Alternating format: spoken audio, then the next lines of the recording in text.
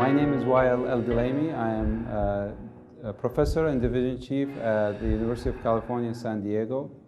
And today I'm going to talk to you about the California Tobacco Control Program, which may be relevant to many of you who are working in tobacco control or who want to benefit from this experience that might be applicable to tobacco control efforts in the region.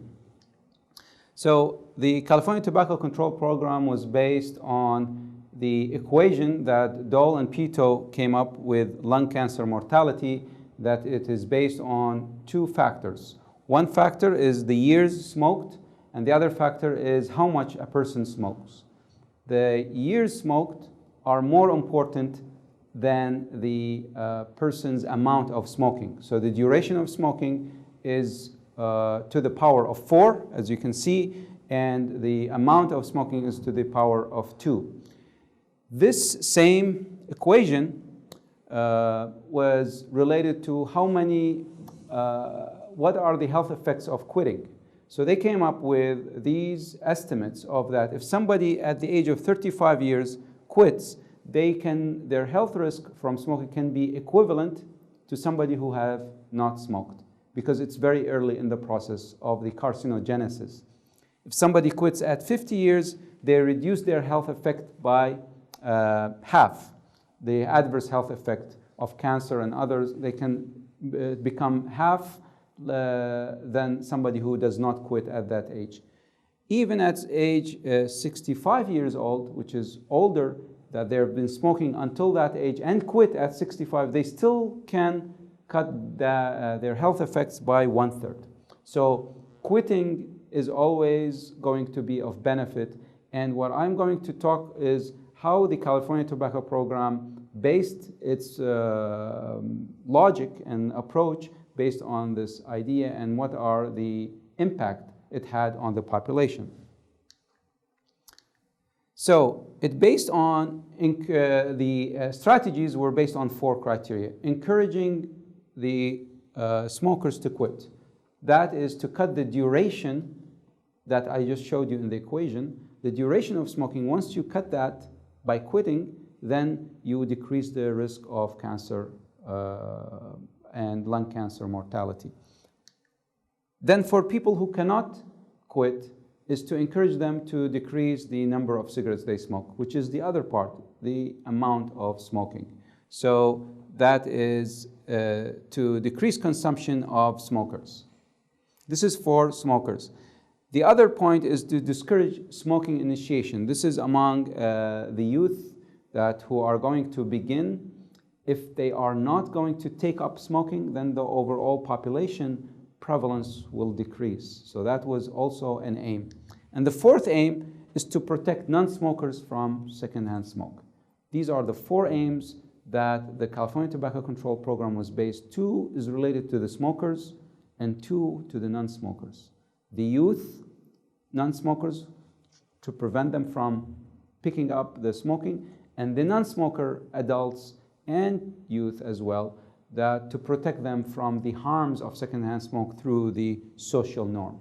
And we'll go a bit more detail into this in a second.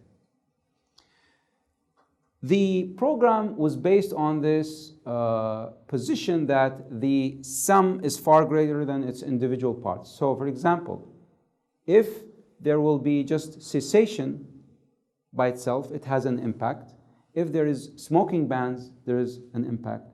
If there is a media campaign, there is an impact. But if they're all combined at the same time, then their impact is much more. It's multiplicative. It's much more than each one of these 3 added. It becomes a combination that increases the impact. That is why the Comprehensive Tobacco Control Program in California, which started in 1989, has been quoted as the gold standard for what can be achieved through a sustained and comprehensive smoking control program. It was the leader, and it was the initial program, and that's why it has been considered as the gold standard. The Empower, the WHO approach of monitoring tobacco use, protecting the non-smokers and offering advice or enforcing and warning and raising taxes. All that started in 2008, almost 10 years after the California Tobacco Control Program. So we have more data to show for the California Tobacco Control Program and its impact on the population. So this is a diagram that shows how the program is comprised of. And you can see one major area is the funding of local community activists.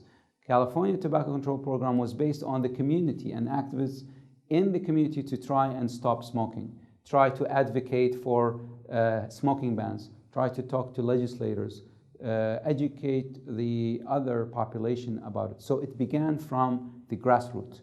This is a main component.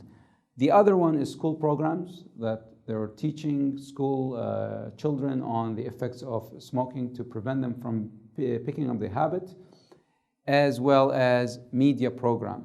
The media program of advertisements include about 1/3 or 1/4 of it on cessation assistance program, that people should quit, should use the helpline, should use other means of evidence-based cessation. So all these components were in combination, working together to achieve one major aim, which is social norm change. That is that the people in the population will change their social norm so it becomes unacceptable to smoke. That is the focus of the California Tobacco Control Program.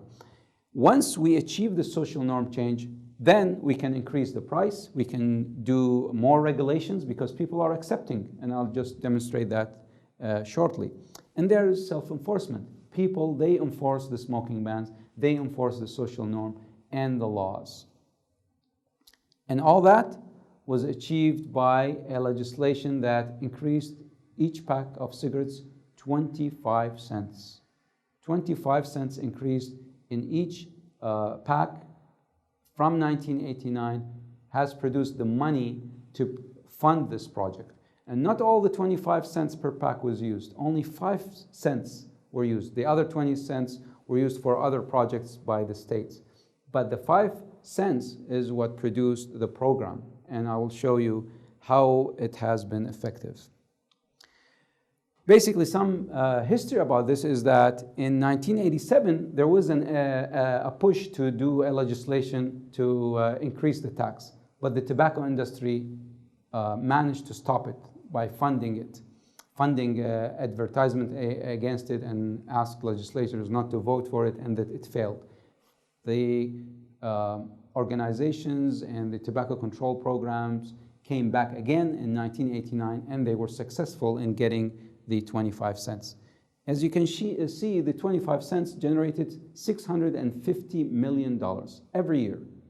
And out of this 650, 130 million was used for the tobacco control program each year.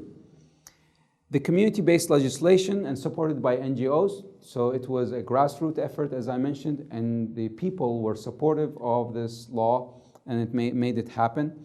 Plus, there is an important part that in the legislation that there should be evaluation. This is something to learn from. It's not enough to make a program and just say it will succeed. There has to be some evaluation of how it will succeed.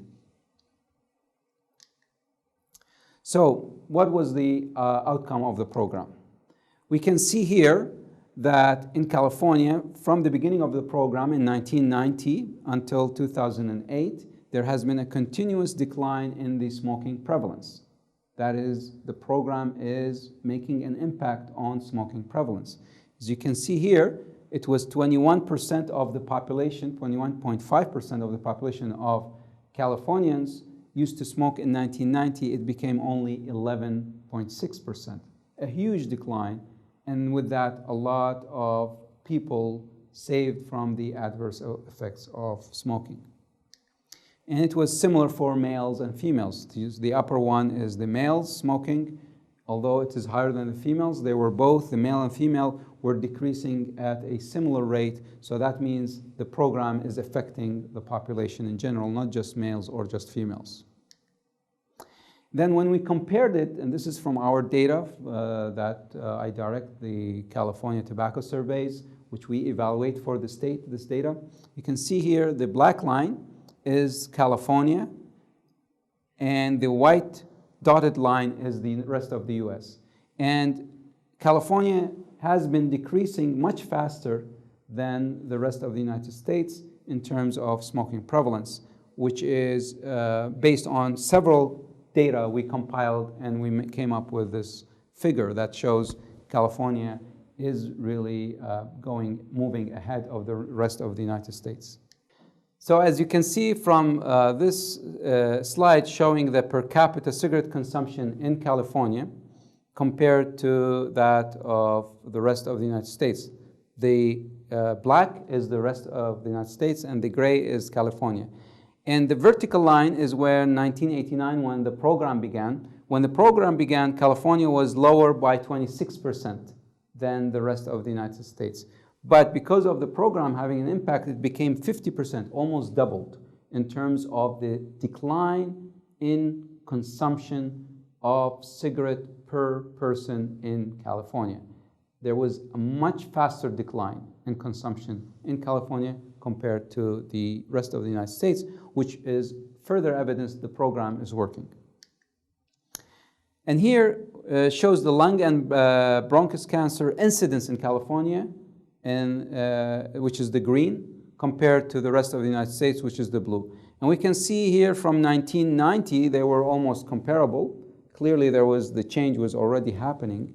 But then there was a much faster decline in lung cancer incidence in California, the green, compared to the blue, which is also further evidence of the impact of decreasing cigarette consumption leading to decrease in lung cancer. And this is going to continue. The benefit from that is going to be continuing.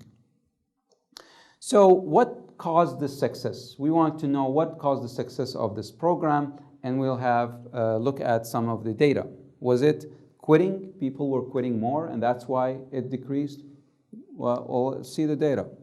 So basically here, it's showing that this is the quit attempts by people, and this is the by the smokers, the people who try to quit, they eventually become successful quitters. So the more they do quit attempts, the better. But there isn't many change. Unfortunately, this slide did not appear very well, but this is from 1992 until 2008. The numbers are not very different. They are flat. And then for the quitting, which is they quit for 3 months, the gray, or quit for 6 months or more, which is the black, we can again see from 1990 to 2008, it's going up and down, but it really didn't go over 8%. Okay? So the quitting is not explaining this difference clearly. Now, average cigarette smokes per day is declining. So from 1990 until 2008, the average cigarettes per day by smokers was 19 cigarettes per day. It became 14 cigarettes per day. So then people are smoking less. When they're smoking less, that means there's less addiction. Yet it still does not explain the lower prevalence.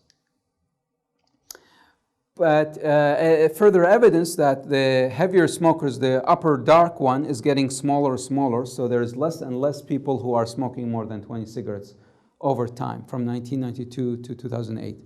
And the middle gray one, it's increasing, which are the people who are less frequent smokers. They are increasing, the heavy smokers are decreasing. So there is change happening there.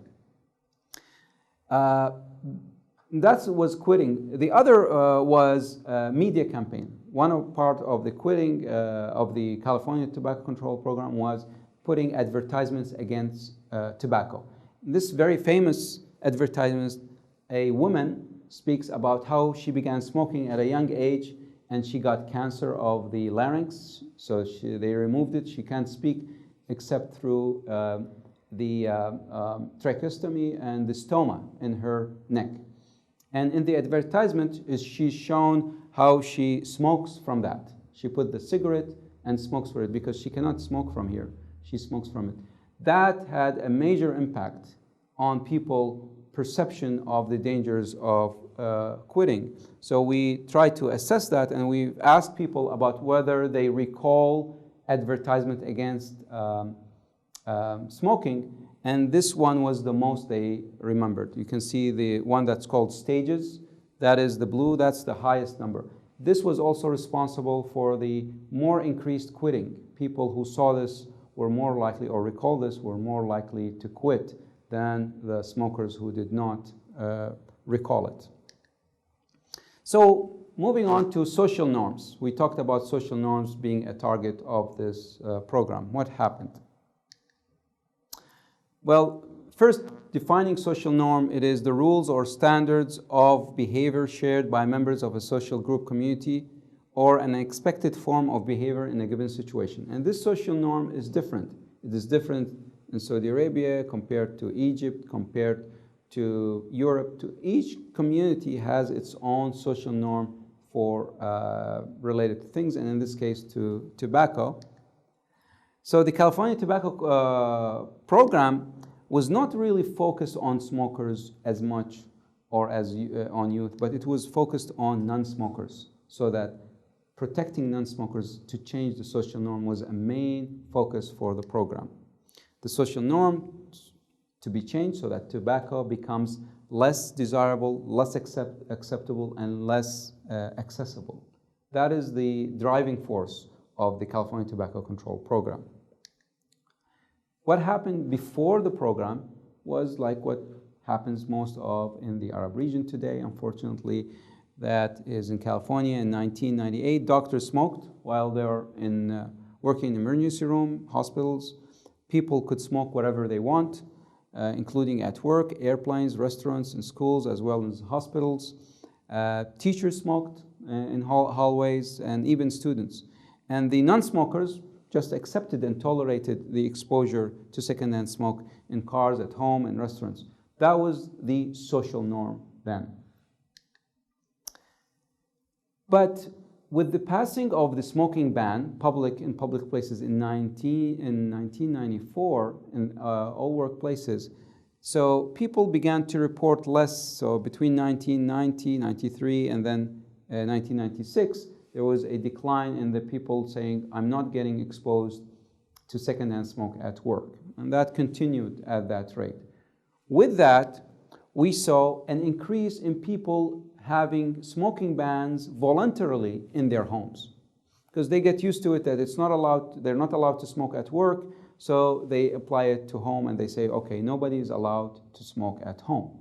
And we can see very clearly between 1992, 1993, the smokers who had policies of banning smoking increased dramatically from 20% up to 60% in 2008. And those who had no restrictions decreased from 60% to 20%. So it went the opposite way. Basically, more and more smokers, not non-smokers, were not smoking in their homes for the protection of their family. They were smoking outside because the social norm has it that it is not okay to smoke. People began to take it, even smokers, take it to their home. That is the beginning and the evidence of the change in that social norm. So this is, again, the same, looking at partial ban or full ban in the home. Partial ban, for example, they smoke only in one room. Total ban is they don't smoke any place in the home. We did find that partial ban doesn't work as much. It's not as effective, but the total ban is. But if we focus on the dark color, and you see between 1992 and 2008, for non-smokers or non-daily smokers, or the daily and the heavy smokers, there's an increase, complete increase. Even for the very heavy smokers, up to 3 times the number of homes of smokers that were banned was reported. So then clearly we have even the heavy smokers who smoke regularly were not smoking at their home. We also asked, and these are all part of our surveys, we asked about, would you support further banning in smoking? And we asked smokers, would you support not smoking in places like outdoor public places, outdoor restaurants, outside entrances, in casinos? The Indian casinos is the American Indians, they are allowed to have casinos in California, and inside cars. And look at the people who say that they should ban smoking inside cars. 89%, 86 to 89% between 2005 and 2008. It's increasing. And these are smokers. Those are people who are smokers, who are saying, yes, smoking should not be allowed in cars while there are children in them. Once that social norm is reached, like 90% of smokers, then it became easy to make a legislation. And a policy was passed in 2008 based on this data saying it's not allowed to smoke in a car when you have a child in it, to protect the child. And that is really reaching very high status of social norm, because the car is a private place. People say, I want to smoke, but no, it's now illegal if there's a child. Furthermore, it's not just for protection of people from secondhand smoke. We also found that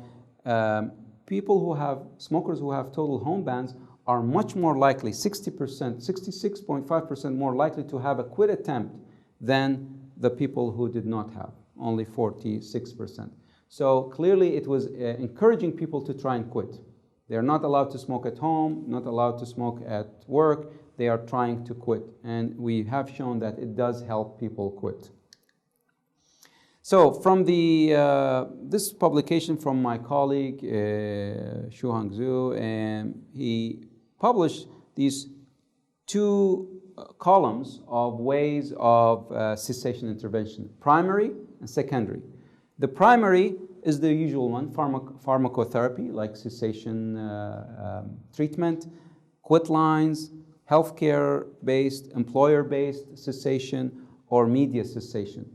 These are all primary cessation. The secondary is through policy or secondhand smoke, tobacco price increase, media anti-smoking.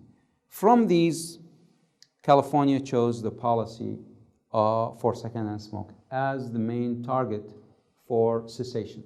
So people were quitting because it becomes unacceptable to smoke anymore, more than trying to give them treatment like other programs or through the hospital or through employer-based and so on. That was the main focus. So only California had the smoke-free law workplace, the first, and they were associated with voluntary smoke-free homes. The smoke-free homes led to lower levels of cigarette consumption among current smokers, less relapse following quit attempt, and lower levels of uptake by adolescents. So what happened is the social norm after the change is that the local ordinance of smoking bans began to happen before the 1994. And then the 94 public ban came, so it made it much easier for people to voluntarily not smoke at home. And then even smokers, more than 60%, stopped smoking at home. So you can see the social norm, how it began gradually. 2008, it was not allowed to smoke in cars. 2011, campuses, like our campus, University of California, San Diego, it is no longer allowed to smoke anywhere on the campus. Somebody had to go and drive outside the university to smoke and come back. That will make it more difficult for them to smoke and then eventually help them to quit. Beaches, outdoor restaurants, parks, even cities, small cities, they were banning smoking anywhere in these such cities. And multi-unit housing, like building complexes with multiple people living in it. Even if they smoke in their own home, the secondhand smoke can reach to other nearby apartments. So all these have become acceptable in California because of the tobacco control program, and has become effective in helping also smokers to quit. So what are the savings for the California population of 30 million because of the program? More than 1 million lives saved in the first 20 years because of this tobacco control program. Plus, more than 86 billion, not million, billion dollars saved from healthcare costs of people who would have otherwise have had smoking-related diseases, cancers, cardiovascular disease, and other conditions related to smoking, and the treatment at that cost was all saved because of the program. That's a lot of money. It is estimated, as another example, that if smoking prevalence further, we are now around 11% or so, but if it was decreased from 12.2% to 10.4% in between 2011 and 2016, then the savings will be 3.3 billion. So it's really a saving for the country to decrease the prevalence. This is a very well-known fact and a target for governments to try and do a comprehensive tobacco control program, because the benefits outweigh any of the risks. The evaluation data, this is really important. We wouldn't have known all this if we didn't have the data and evaluation. So we had evaluation data to provide a big picture. We had multiple time points, so we showed the trends. It's going up, it's going down. We modified the program based on, we're seeing, okay, more people are supporting the banning of cars. Let's ban it. This is all because of the data. Then it is inclusion of smoker not intending to quit, because the survey is not reaching only to people who are coming to cessation clinic. We're asking all smokers, so we know what's going on in their mind, not just the people who are coming to the cessation clinic. The social norm was effective in smokers and non-smokers, and it is multifaceted. So it's not just the social norm. There was media, there was cessation, but all of it were focusing on how to change the social norm. So in conclusion, again, just 5 cents per pack was properly used to fund this program. As I mentioned, 25 cents was added, but only 5 cents was allocated for the tobacco control program, the 20% for other uses by the state. That, when it was properly used, it made this effect. And the program was properly implemented, evaluation properly executed, and there was definitely dedication of the people behind it. So whenever there is these combinations, any country can follow this and have a successful tobacco control program. Thank you.